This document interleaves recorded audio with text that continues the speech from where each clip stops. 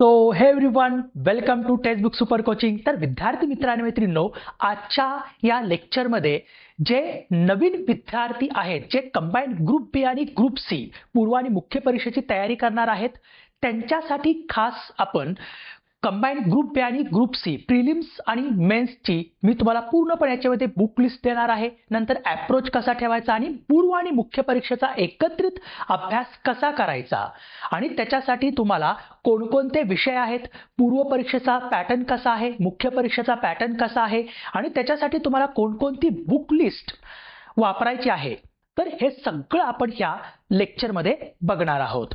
तर सगळ्या जे आता 2026-27 साठी प्रिपेअर करणार आहेत, तर त्यांच्यासाठी हे लेक्चर खूप महत्त्वाचं असणार आहे. किंवा तुमच्या मित्रमैत्रीण जे आता 2026-27 साठी प्रिपेअर करणार आहेत, त्यांना सुद्धा हे लेक्चर रिकमेंड करा, त्यांच्याशी हे लेक्चर शेअर करा. ओके, हे लेक्चर सुरू करण्याअगोदर आपण काय करणार आहोत, तर बघा, आपण आता एक राज्यसेवेसाठी एक गॅरंटेड सिलेक्शन प्रोग्राम सुरू केलेला आहे. त्याच्या अंतर्गत एक बॅच सुरू केलेली आहे 2026-27 साठी जे राज्यसेवेची प्रिपरेशन करणार आहेत डिस्क्रिप्टिव्ह पॅटर्न साठी. तर त्यांच्यासाठी खास बॅच सुरू केलेली आहे, ज्याच्यामध्ये आपण विद्यार्थ्याचं प्रीमध्ये सिलेक्शन झाल्यानंतर, म्हणजे प्री क्वालिफाय झाल्यानंतर आणि त्याचं नंतर सिलेक्शन झाल्यानंतर त्याची कंप्लीट फीस आपण रिफंड करणार आहोत. ओके, याच्यामध्ये तुमच्याकडून आम्ही राज्यसेवा पूर्व, मुख्य आणि इंटरव्ह्यू पर्यंतची सगळी तयारी करून घेणार आहोत. याच्यामध्ये सिलेबस अंडरस्टँडिंग असेल, कॉन्सेप्च्युअल क्लॅरिटी असेल, सब्जेक्ट अंडरस्टँडिंग असेल, नंतर सगळ्यात महत्त्वाचं रायटिंग प्रॅक्टिस असेल, मॉक टेस्ट असतील, डाऊट क्लिअरिंग सेशन्स असतील. हे सगळं तुमचं म्हणजे तुमच्या डोक्यावर बसूनच आम्ही तुमच्याकडून तयारी करून घेणार आहे. आणि गॅरंटेड सिलेक्शन प्रोग्राम याचा अर्थ असतो की तुमचं सिलेक्शन करण्यावरच आपण जास्त भर देणार आहोत. आणि एवढंच नाही, तुम्ही पूर्व परीक्षा जरी क्वालिफाय केली या प्रोग्राम अंतर्गत, त्याच्यासाठी काही अटी आहेत. म्हणजे तुम्ही जर हा कोर्स जॉईन केला तर तो 90% तुम्हाला कंप्लीट करायचा आहे. ओके, म्हणजे तुम्हाला ते लेक्चर सगळे बघायचे आहेत, नंतर मॉक टेस्ट तुम्हाला द्यायचे आहेत आणि मग पूर्व परीक्षा जर तुम्ही क्वालिफाय केली तर तुम्हाला 1 लाखांचा कॅश प्राइज सुद्धा याच्यामध्ये दिला जाणार आहे. आणि नंतर तुमची जी फीस आहे, ती तुम्ही जी भरलेली फीस आहे ती सुद्धा तुम्हाला रिफंड केली जाणार आहे. आणि जे मुलं 2026-27 साठी कंबाईंड ग्रुप बी आणि ग्रुप सी साठी तयारी करतायत, त्यांच्यासाठी पण आपण एक इंटिग्रेटेड बॅच लॉन्च केलेला आहे. तर या बॅचचा तुम्ही नक्कीच लाभ घ्या, कारण या बॅचमध्ये तुमची पूर्व आणि मुख्य परीक्षेची आणि PSI इंटरव्ह्यूची कंप्लीट तयारी याच्यामध्ये आपण करून घेणार आहोत. तर या नंबरवरती तुम्ही कॉन्टॅक्ट करू शकता किंवा मेसेज करू शकता. मी तुम्हाला ग्रुपमध्ये पण ऍड करतो आणि ही जी आजची लेक्चरची जी PDF आहे ती PDF पण तुम्हाला सेंड करतो. ओके, तर चला तर मग आपण बघूया. आणि सगळ्यात महत्त्वाचं, या टेलिग्राम चॅनलवरती पण तुम्हाला ही PDF मिळून जाईल. हा आपला टेक्स्टबुक सुपर कोचिंग MPSCचा टेलिग्राम चॅनल आहे. हा QR कोड तुम्ही स्कॅन करा आणि जॉईन करा. ओके, तर बघा, आता कंबाईंड ग्रुप बी आणि ग्रुप सी ची जी पूर्व परीक्षा आहे, आता कंबाईंड ग्रुप बी ची पूर्व परीक्षा वेगळी होते आणि कंबाईंड ग्रुप सी ची पूर्व परीक्षा वेगळी होते. राईट. तर जी ग्रुप बी पूर्व परीक्षा आणि ग्रुप सी आता म्हणजे ती जवळपास सारखीच होते, परंतु ती वेगवेगळी घेतली जाते. तर आता जी पूर्व परीक्षा आहे, त्या पूर्व परीक्षेमध्ये काय असतो, एकच पेपर असतो. त्या एका पेपरमध्ये एकूण 100 मार्कांचा पेपर असतो आणि त्याच्यामध्ये 100 क्वेश्चन्स विचारलेले असतात. आणि तो तुम्हाला पेपर, त्याच्यासाठी तुम्हाला वेळ दिलेला असतो 60 मिनिटांचा. राईट. तर आता या पूर्व परीक्षेसाठी त्यांनी सिलेबस नेमका काय काय दिलेला आहे आणि त्याच्यासाठी बुक लिस्ट कोणती वापरायची. तर मुख्य परीक्षेचा पॅटर्न कसा आहे, टोटल मुख्य परीक्षेमध्ये 2 पेपर होतात आणि टोटल मुख्य परीक्षा जी आहे ती एकूण किती 400 गुणांची असते. एकूण 400 गुणांची. त्यातला जो पहिला पेपर आहे तो लँग्वेजचा पेपर आहे, मराठी आणि इंग्रजीचा. राईट. तो 50 प्रश्न मराठीचे आणि 50 प्रश्न इंग्लिशचे विचारलेले असतात, जो तुम्हाला एका तासामध्ये 100 क्वेश्चन सोडवायचे आहेत. पहिला पेपर. दुसरा पेपर पण परीक्षेचा कालावधी पण 1 तासाचा असतो, ज्याच्यामध्ये सामान्य अध्ययन आणि बुद्धिमत्ता चाचणी याच्यावरती 100 क्वेश्चन्स विचारलेले असतात. आणि मुख्य परीक्षेचा प्रत्येक प्रश्न हा 2 मार्कांचा असतो आणि पूर्व परीक्षेमध्ये प्रत्येक प्रश्न 1 मार्कांचा असतो. म्हणजे तुम्हाला 100 प्रश्न काय करायचे, तुम्हाला 1 तासामध्ये सोडवायचे आहेत. सो त्याच्यामुळे इथं काय, स्पीड विथ ॲक्युरेसी याला जास्त महत्त्व दिलं जातं. तर पूर्व परीक्षेचा सिलेबस आणि मुख्य परीक्षेचा सिलेबस काय आहे तो आपण बघण्या अगोदर काय करू, त्याला थोडं जरा मी सिम्प्लिफाय केलेलं आहे. बघा, पूर्व परीक्षेमध्ये कोणकोणते विषय येतात, त्याच्यामध्ये 4 कोर सब्जेक्ट कुठले कुठले, इतिहास येतो, मग त्याच्यामध्ये महाराष्ट्राचा आणि आधुनिक भारताचा प्लस महाराष्ट्राचा इतिहास येतो. नंतर भूगोलामध्ये तुम्हाला भारताचा भूगोल, महाराष्ट्राचा आणि जगाचा भूगोलावरती पण प्रश्न विचारले जातात. नंतर इंडियन पॉलिटीमध्ये इंडियन पॉलिटी आणि पंचायती राज याच्यावरती तुम्हाला प्रश्न विचारले जातात. हे पूर्व आणि मुख्य दोन्हींकडे हे विषय आहेत. नंतर इंडियन इकॉनॉमी आणि सोशल डेव्हलपमेंट, राईट, भारतीय अर्थव्यवस्था, हे तुम्हाला काय आहे, पूर्व आणि मुख्यला हे 4 कोर सब्जेक्ट आहेत. आणखी पूर्व परीक्षा आणि मुख्य परीक्षेमध्ये सामान्य विज्ञान सुद्धा आता विचारलं जातं. मुख्य परीक्षेमध्ये पण सामान्य विज्ञान विचारलं जातं आणि पूर्व परीक्षेमध्ये पण. फक्त मुख्य परीक्षेमध्ये आरोग्यशास्त्र विचारलं जात नाही. पूर्व परीक्षेमध्ये भौतिकशास्त्र, रसायनशास्त्र, प्राणीशास्त्र, वनस्पतीशास्त्र हे पूर्व आणि मुख्यमध्ये विचारलं जातं. तर फक्त आरोग्यशास्त्र हे फक्त पूर्व परीक्षेमध्ये विचारलं जातं. आणि चालू घडामोडी ह्या पूर्व आणि मुख्यमध्ये राज्य स्तरावरच्या, राष्ट्रीय आणि आंतरराष्ट्रीय स्तरावरच्या चालू घडामोडी विचारल्या जातात. तर आता मुख्य परीक्षेसाठी वेगळं आणखी कुठले एक्स्ट्रा सब्जेक्ट आहेत ते पण बघायचे. पूर्व परीक्षेमध्ये आणखी एक राहिला तो म्हणजे बुद्धिमत्ता आणि अंकगणित. ओके, तर आता मुख्य परीक्षेसाठी एक्स्ट्रा काय आहे, त्याच्यामध्ये मराठी आणि इंग्लिश हे एक्स्ट्रा आहे लँग्वेज. त्याच्यासाठी तुमचा 100 मार्कांचा, सॉरी 200 मार्कांचा पेपर आहे, ज्याच्यामध्ये 100 क्वेश्चन्स येणार आहेत. म्हणजे मराठीवरती 50 आणि इंग्लिशवरती 50 क्वेश्चन विचारले जाणार आहेत. आणि तो प्रत्येक प्रश्न 2 मार्काचा असणार आहे, म्हणजे एकूण 200 मार्कांची ती पेपर असणार आहे, पेपर 1. नंतर पेपर 2 जो आहे, त्या पेपर 2 मध्ये एक्स्ट्रा काय आहे, हे तर सगळं येतच त्याच्यामध्ये, प्लस त्याच्यामध्ये पर्यावरण एक एक्स्ट्रा आहे. पर्यावरण तुम्हाला करायचं आहे चांगलं. माहिती 2 कायदे विचारले जातात, माहिती अधिकार कायदा आणि लोकसेवा हक्क अधिनियम, याच्यावरती पण प्रश्न येतात. प्लस सुदूर संवेदन, रिमोट सेन्सिंग हा एक नवीन तुम्हाला तिथं विषय करायचा आहे. नंतर information and communication technology, computer land हे पण तुम्हाला नवीन करायचं आहे. आणि पूर्व परीक्षेला जसं बुद्धिमत्ता आणि अंकगणित आहे, तसं मुख्य परीक्षेला अंकगणित आणि सांख्यिकीवरती प्रश्न विचारले जातात. जवळजवळ 20 ते 22 प्रश्न मुख्य परीक्षेमध्ये त्याच्यावरती विचारले जातात. ओके, तर तुम्हाला काय करायचंय, आता मी तुम्हाला आता हा जो सिलेबस आहे, हा सिलेबस आपल्या टेलिग्राम चॅनलवरती टाकतोच मी, तिथं तुम्ही सिलेबस पूर्णपणे वाचून घ्यायचा आहे. आता मी फक्त तुम्हाला जे विषय पूर्व आणि मुख्य परीक्षेला सांगितलेत आणि त्याच्यासाठी कोणती बुक लिस्ट वापरायची आणि अभ्यास कसा करायचा हे तुम्हाला आता मी काय करतो, एक्सप्लेन करतो. तर सगळ्यात महत्त्वाचं आपल्याला रिसोर्सेस काय आहे, सगळ्यात महत्त्वाचं मोस्ट इम्पॉर्टंट या एक्झामसाठी आपल्याला काय करायचंय, सिलेबस आपल्याला तोंडपाठ करून ठेवायचा आहे. पूर्व आणि मुख्य परीक्षेमध्ये कोणते विषय आहेत आणि त्याच्या विषयांतर्गत त्यांचा नेमका सिलेबस काय आहे हे आपल्याला व्यवस्थित बघून घ्यायचंय. नंतर प्रिव्हियस इयर क्वेश्चन पेपर्स, सगळे प्रिव्हियस इयर क्वेश्चन पेपर्स काय करायचे तर तुमच्याकडे असायलाच पाहिजेत. बघा, syllabus, previous year question papers आणि लिमिटेड बुक रिसोर्सेस, जे आता मी तुम्हाला ह्या लेक्चरमध्ये सांगणार आहे तेवढंच तुमच्याकडे ठेवायचंय. एक्स्ट्रा थापट पसारा किंवा या मित्राने एक पुस्तक घेतलं, दुसऱ्या मित्राने त्याच विषयाचं दुसरं पुस्तक घेतलं म्हणून तुम्ही पण ते पुस्तकं घेत बसायचं नाही. राईट, सोंडुकू सारखं करायचं नाही. एक जापनीज वर्ड आहे सोंडुकू म्हणजे जापनीज वर्ड काय, म्हणजे त्याचा मिनिंग काय, तर असे विद्यार्थी असतात किंवा असे व्यक्ती असतात ज्यांना फक्त पुस्तकं कलेक्ट करून ठेवण्याची सवय असते पण वाचण्याची सवय नसते.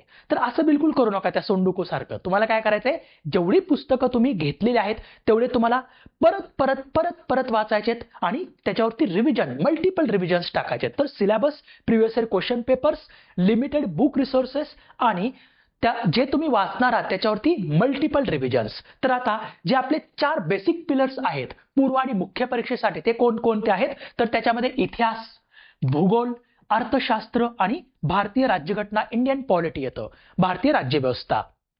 तर याच्यावर तुम्हाला खूप चांगलं काम करायचे, कारण पूर्व आणि मुख्य परीक्षेला दोन्हीकडे आहे. प्लस तुम्हाला करंट अफेअर्स पूर्व आणि मुख्य परीक्षेला आहे. प्लस आता जनरल सायन्स पण पूर्व आणि मुख्य परीक्षेला दोन्हीकडे आहे. आरोग्यशास्त्र सोडलं तर बाकीचं जनरल सायन्स तुम्हाला आता मुख्य परीक्षेला पण विचारलं जात आहे. सो या गोष्टीत हे बेसिक आहे, कॉमन मिनिमम ज्याला म्हणतो आपण, ते कॉमन मिनिमम तुम्हाला आलंच पाहिजे. आणि बेसिक जे 4 पिलर्स आहेत ते तुम्हाला एकदम स्ट्रॉंग करून ठेवायचे आहेत, कारण याच्यावरती जवळपास या चारच विषयांवरती जवळपास 50 प्लस क्वेश्चन्स असतात पूर्व आणि मुख्य परीक्षेमध्ये. सॉरी पूर्व परीक्षेमध्ये तर असतातच, मुख्य परीक्षेमध्ये पण त्याला वेटेज जास्त दिलं जातं. इतिहासाला जवळजवळ 15 क्वेश्चन्स विचारले जातात, भूगोलावरती 10 ते 15 क्वेश्चन विचारले जातात, अर्थशास्त्रावरती मुख्य परीक्षेला 15 क्वेश्चन विचारले जातात, पूर्व परीक्षेला सुद्धा एकूण जवळपास 14 ते 15 प्रश्न विचारले जातात, भारतीय राज्यघटनेवरती दोन्हीकडे 14-15 प्रश्न विचारले जातात. सो त्याच्यामुळे आपल्याला हे 50+ जे क्वेश्चन्स येत आहेत या कोर सब्जेक्ट्स वरती ते आपल्याला काय करायचे, व्यवस्थित करून ठेवायचे. आणि तुम्ही काय एकदा पेपर पाठीमागटले व्यवस्थित अनालाइज केले तर तुम्हाला समजूनच जाईल की नेमकं कोणत्या विषयावरती कुठल्या विषयावरती किती प्रश्न विचारले जात आहेत. तर बघा आता इतिहासासाठी तुम्हाला काय यूज करायचं आहे. इतिहास मी तुम्हाला सांगितलं आधुनिक भारताचा आणि महाराष्ट्राचा इतिहास तुम्हाला करायचा आहे. महाराष्ट्राच्या इतिहासावरती जास्त तुम्हाला भर द्यायचा आहे कंबाईन ग्रुप बी आणि ग्रुप सी मध्ये. सो आधुनिक भारताच्या इतिहासासाठी तुम्हाला काय करायचंय, ग्रोअर अँड बेल्लेकर हे जे पुस्तक मिळतं ते करा किंवा जयसिंगराव पवार ह्या दोन्हीपैकी एकच करायचं आहे, दोन्हीपैकी एकच करायचं आहे. ओके. आणि 8वीचं स्टेट बोर्ड जे आहे ते 8वीचं स्टेट बोर्ड चांगलं करून ठेवायचं आधुनिक भारताच्या इतिहासासाठी. आता महाराष्ट्राचा इतिहास खूप आपल्यासाठी इम्पॉर्टंट आहे. महाराष्ट्राच्या इतिहासासाठी तुम्हाला 11वीचं महाराष्ट्र स्टेट बोर्डचं जे पुस्तक आहे ते तुम्हाला करायचंच आहे. तुम्ही ते जेवढे त्याच्यामध्ये पेजेस आहेत तेवढ्या वेळा वाचा, पण वाचा, सतत वाचा, त्याच्यानंतर नोट्स तयार करा. नंतर कठारे किंवा गाठाळ यांचं एक महाराष्ट्राचा इतिहासाचं पुस्तक, अनिल कठारेचं घ्या किंवा गाठाळ सरांचं घ्या, कुठलंही एक वापरा. ओके. नंतर समाज सुधारक तुम्हाला चांगले करायचे तर, कारण पूर्व आणि मुख्य परीक्षेला दोन्हीकडे प्रश्न याच्यावरती येतात. डॉक्टर एस गाठाळ सरांचं समाज सुधारकाचं पुस्तक तुम्ही वापरायचं आहे. सो लिमिटेड पुस्तकं ठेवायची, तेच वाचायचे आणि त्याला परत रिव्हिजन करायची. तर सगळ्यात महत्वाचं आता इतिहासाचे previous year question papers with explanation तुम्हाला एक मार्केटमध्ये 21,000+ क्वेश्चन बँक मिळतो, राईट, तो विथ एक्सप्लेनेशन मिळतो. तो तुमच्याकडे असायलाच पाहिजे, कारण अभ्यास करताना तुम्ही जो टॉपिक वाचताय तो टॉपिक संपल्यानंतर त्या टॉपिकवरचे लगेच PYQ काय करायचे, सोडवायचे. म्हणजे तुम्हाला कळेल की नेमकं पाठीमागटल्या वर्षामध्ये या टॉपिकवरती किंवा हिस्ट्रीच्या या टॉपिकवरती कसे त्यांनी प्रश्न विचारलेत, आणि त्याच्यातून तुम्हाला काय कळेल की नेमका अभ्यास कसा करायचा आहे आणि अभ्यास करताना नेमकं काय घ्यायचंय आणि काय सोडायचंय. ओके. तर हिस्ट्रीसाठी ही बुक लिस्ट वापरा. जिओग्राफी, आता भूगोलासाठी काय करायचंय तुम्हाला, बेसिक करण्यासाठी स्टेट बोर्डचं 5वी ते 11वी हे जिओग्राफी व्यवस्थित चांगलं करायचं आहे आणि ते परत वाचायचं, एकदाच वाचून सोडून द्यायचं नाही. महाराष्ट्राच्या भूगोलासाठी सौदी सरांचं किंवा खतीब सरांचं दोन्हीपैकी कोणतेही एक पुस्तक वापरा, दोन्ही नका वापरू, एकच पुस्तक वापरा आणि तेच परत वाचा. महाराष्ट्राचा मॅप तुम्हाला एक मॅप रिडिंगसाठी पण, कारण मॅपवरती पण बरेच प्रश्न विचारले जातात, तर सौदी सरांचा महाराष्ट्राचा मॅप घ्यायचा आहे. आणि भारताच्या मॅपसाठी मग तुम्ही कुठलाही घ्या, तो स्टडी टुडे पब्लिकेशनचा असेल किंवा दुसरा नवनीत पब्लिकेशनचा असेल किंवा ऑक्सफर्ड पब्लिकेशनचा असेल, कुठला एक घ्या, पण घ्या. आणि सगळ्यात महत्त्वाचं भूगोलासाठी तुम्हाला काय करायचंय, तुम्हाला तेच सांगितलं, previous year question paper with explanation, याचं पण तसाच अभ्यास करायचा आहे जसं मी हिस्ट्रीचं सांगितलं त्या पद्धतीनं. व्यवस्थित अनालिसिस करायचं आहे PYQचं आणि त्या पद्धतीनंच तुम्हाला अभ्यास करायचा आहे. पूर्व आणि मुख्य परीक्षेचे सगळे व्यवस्थित अनालिसिस करायचं. अर्थशास्त्रासाठी तुम्ही काय वापरायचंय, अर्थशास्त्रासाठी तुम्हाला सांगेल अर्थशास्त्र किरण देसले सरांचं अर्थशास्त्र भाग 1 आणि अर्थशास्त्र भाग 2 डेव्हलपमेंट हे 2 पुस्तक वापरा. त्याच्या व्यतिरिक्त जर तुम्हाला पुस्तक वापरायचं असेल कुठलं तर ते रंजन कोळंबे सरांचं वापरा. ओके. बस एवढंच, याच्या पलीकडे काही करायचं नाही. नंतर याच्याच अर्थशास्त्राचे काय करायचे, प्रिव्हियस इयर क्वेश्चन पेपर्स, म्हणजे प्रिव्हियस इयरमध्ये विचारलेले जे प्रश्न आहेत ते प्रश्न चांगल्या पद्धतीने विथ एक्सप्लेनेशन सोडवायचे आहेत. म्हणजे तुम्हाला कळेल की अर्थशास्त्रावरती कसे प्रश्न आले होते आणि आपल्याला कसा नेमका अभ्यास करायचा आहे आणि काय घ्यायचं आणि काय सोडायचं. इंडियन पॉलिटीसाठी तुम्हाला एकच पुस्तक वापरायचंय, कुठलं ते म्हणजे एम लक्ष्मीकांत सरांचं. आता ते मराठीमध्ये पण अवेलेबल आहे. हेच पुस्तक तुम्ही परत वाचा. आणि सगळ्यात महत्वाचं, इंडियन पॉलिटीमध्ये अंडरस्टँडिंग वरती जास्त भर द्या, कारण पॉलिटी सगळ्यांना सोपं वाटतं, परंतु ज्यावेळेस क्वेश्चन येतात एक्झाम मध्ये त्यावेळेस आपल्याला कळतं की क्वेश्चन जरा थोडे अंडरस्टँडिंग बेस्ड आजकाल विचारायला सुरुवात केलेली आहे. फॅक्च्युअल पण विचारतात, परंतु तुम्ही अंडरस्टँडिंग वरती भर द्या. आणि इकॉनॉमिक्स मध्ये कॉन्सेप्च्युअल क्लॅरिटी वरती जास्त भर द्या. कॉन्सेप्च्युअल क्लॅरिटी, अंडरस्टँडिंग या गोष्टींवरती जास्त भर द्या. आणि प्लस तुम्हाला काय करायचंय, प्रॅक्टिस वरती, क्वेश्चन सॉल्व्हिंगची प्रॅक्टिस डेली तुम्हाला करायची आहे, त्याच्यावरती जास्त भर द्यायचा आहे. ओके. तर एम लक्ष्मीकांत सरांचं पुस्तक वाचा. रंजन कोळंबे सरांचं, जर तुम्हाला एम लक्ष्मीकांत सरांचं व्यवस्थित कळालंच नाही तर रंजन कोळंबे सरांचं घ्या, पण मी तुम्हाला सांगेल की हेच एम लक्ष्मीकांत सरांचंच पुस्तक करा. याच्या बाहेर तुमचा प्रश्न जाणार पण नाही आणि तेच परत परत वाचा. आणि ते वाचत असताना PYQ जवळ ठेवा, प्रिव्हियस इयर क्वेश्चन्स जवळ ठेवा, म्हणजे तुम्हाला कळेल की नेमकं क्वेश्चन एमपीएससी कसं विचारते. नंतर पंचायती राज आणि म्हणजे ग्रामीण स्थानिक स्वराज्य संस्था आणि नागरी स्थानिक स्वराज्य संस्थांसाठी किशोर लोटे सरांचं तुम्ही पंचायती राज पुस्तक वापरू शकता, ते करा तुम्ही चांगलं. आणि नंतर PYQ previous year questions with explanation कशाचं, इंडियन पॉलिटीचं, बस एवढंच करा. आणि हे परत परत करा. पूर्व आणि मुख्य परीक्षेसाठी हेच करायचं आहे. हिस्ट्री, पॉलिटी, जॉग्राफी आणि इकॉनॉमिक्स, असं वेगळं मुख्य परीक्षेसाठी काय करायचं नाही. म्हणजे पूर्व आणि मुख्य परीक्षेचा एकत्रित अभ्यास तुमचा होऊन जातो इथं. आलं का लक्षात? त्यासाठी असं वेगळं काय करायची गरज पडणार नाही. आता जे जनरल सायन्स आहे, विज्ञान, त्याच्यासाठी तुम्हाला काय करायचंय, 6वी ते 10वी जर तुमचं बेसिक क्लिअर नसेल तर स्टेट बोर्डचं 6वी ते 10वीचं पुस्तक चांगलं करायचं आहे, राईट. जर बेसिक तुमचं थोडंफार क्लिअर असेल तर तुम्हाला मग सचिन भस्के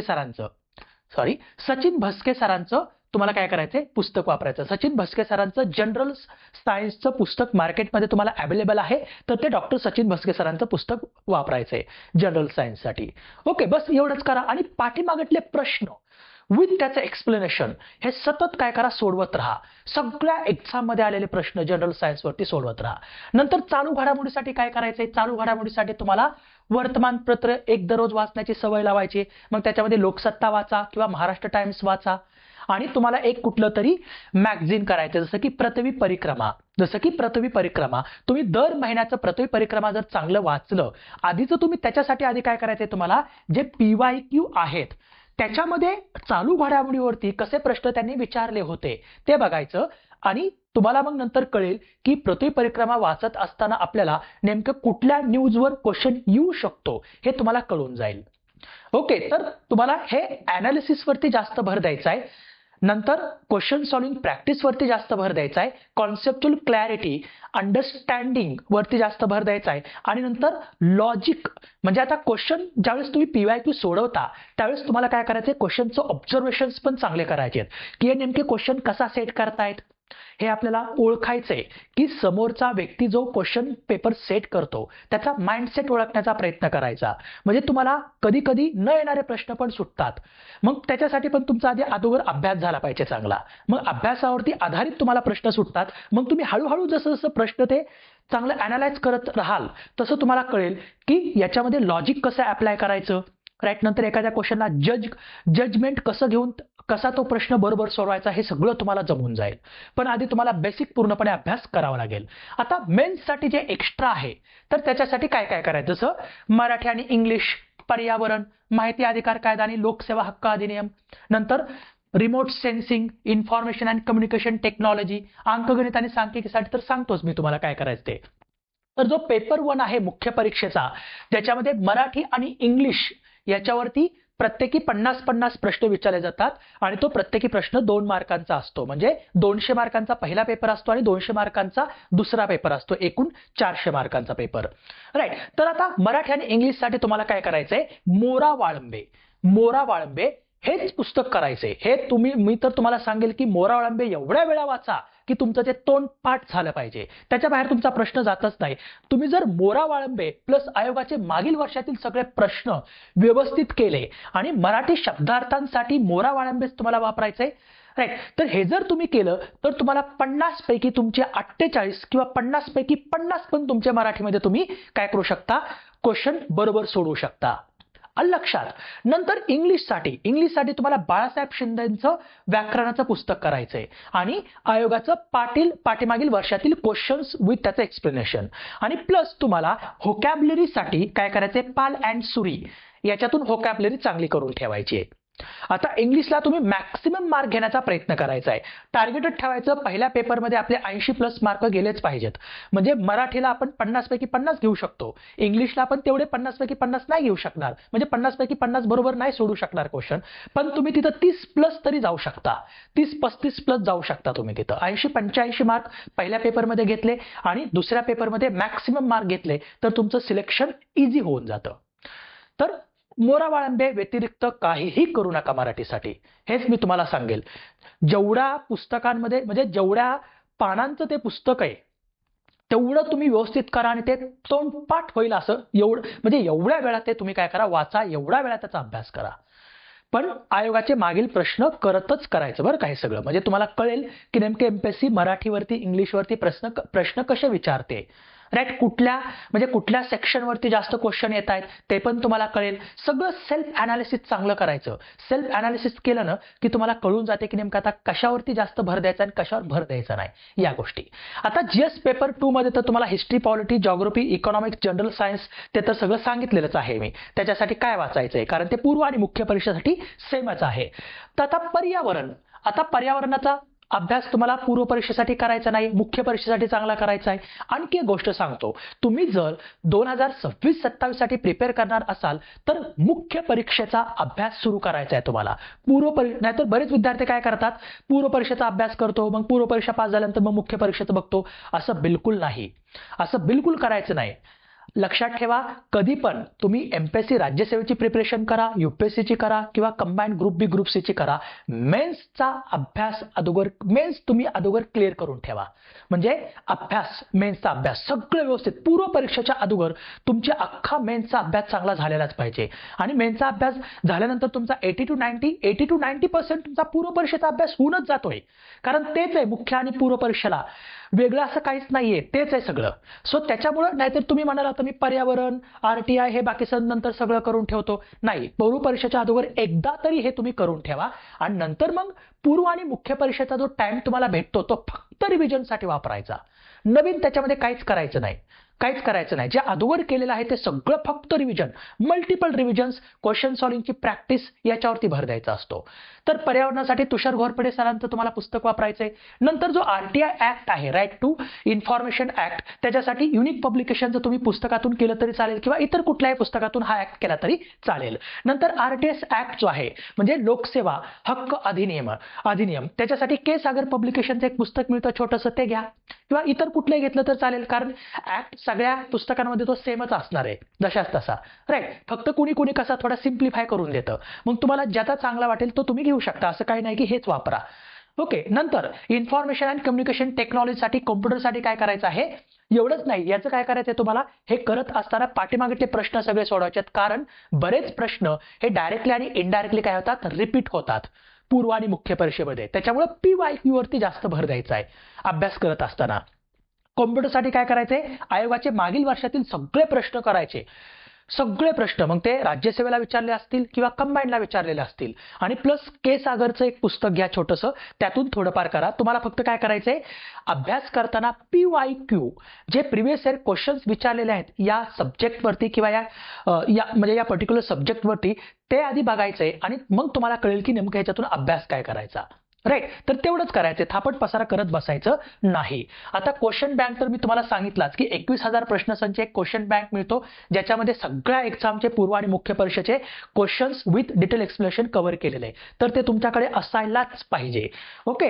तर या गोष्टी तुम्हाला लक्षात ठेवायचे. तर आणि जसं मी तुम्हाला सांगितलं, याचा जो ही आहे तुम्हाला सिलेबस आहे पूर्व परीक्षेचा आणि मुख्य परीक्षेचा सिलेबस, मी आपल्या टेलिग्राम चॅनलवरती तुम्हाला टाकतो. तर तिथून तुम्ही काय करा, डाउनलोड करा आणि तो तुम्ही पाठ करून ठेवा की पूर्व परीक्षेला काय आहे, मुख्य परीक्षेला काय आहे, कुठले सब्जेक्ट. आता मी तुम्हाला एकत्रित तयारी कशी करायची पूर्व आणि मुख्य परीक्षेसाठी आणि त्याच्यासाठी अप्रोच कसा असायला पाहिजे, प्लस त्याच्यासाठी तुम्हाला काय काय कुठून वाचायचं आहे, जी बुक लिस्ट आहे, लिमिटेड बुक लिस्ट दिली मी तुम्हाला, राईट. याच्या बाहेर बिलकुल तुम्ही बाकीची बुक तुम्ही खरेदी करत बसू नका मार्केटमधून विनाकारण.